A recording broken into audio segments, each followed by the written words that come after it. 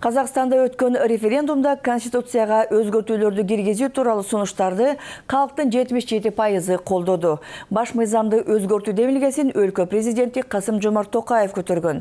Жыл башында казак коомчулугу өтө курч каршылык акцияларына күбө болуп, окуялар халктын мурунку жана кийинки жетекчилерге нааразы экенин көрсөттү. Эми Конституцияга өзгөртүү киргизүү боюнча референдум жыйынтыгы коомдугу чыңалууну жеңилдетеби? Бул суроо менен казакстандык эксперт Махат Садык мырзага кайрылдык. Айында болған халықтың наразылығы болған алдымен жастар шықты көп болып. Жастар бейбіт шеруге шықты. Бірақ бейбіт шерудің аяқ жағына экстремистік топ, немесе террористер дейміз бе, олар оны пайдаланып кетіп, біздің қазақтың өзінің үйлерін өртеді, өздерін өзіне өлтірткізді. Бұл өте қайғылы оқиға болды. Қаңтар оқиғасынан кейін 5 маусым 5 ай өткенде елімізде Конституцияға өзгерістер енгізілді.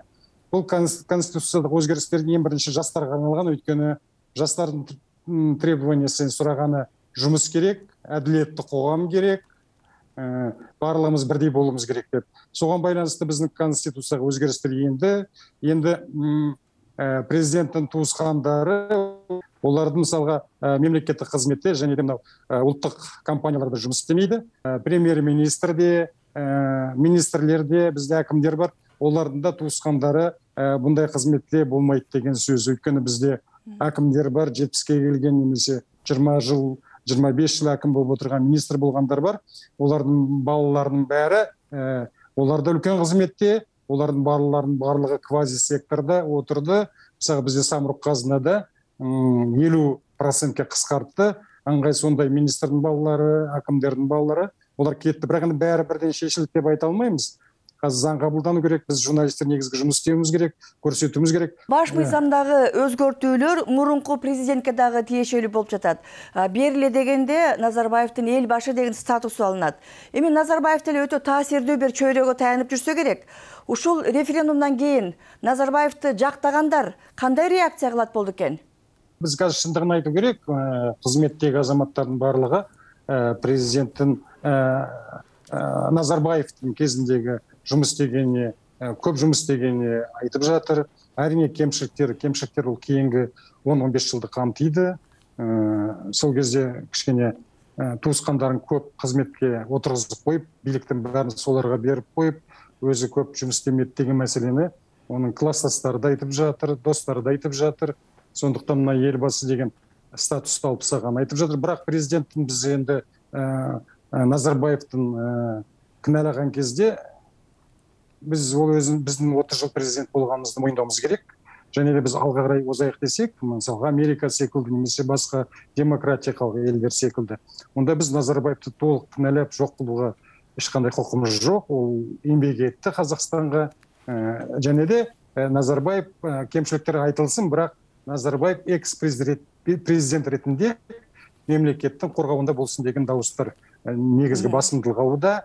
Бұны президент Токаев та айтты, бұны биліктегілер де айтуда.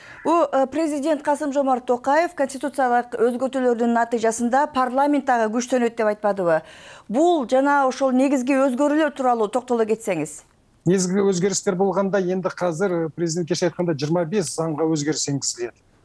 Конституция қабылданғаннан кейін. Депутаттардың өкілеттілігін белгілейді.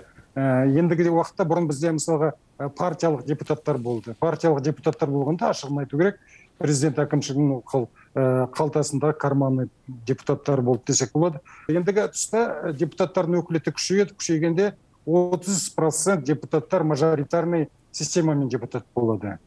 Сонда бізде 100 депутат болса Қазақстанда мәжілісте 70 депутат партиямен келеді, 30 депутат мажоритарный системамен келеді.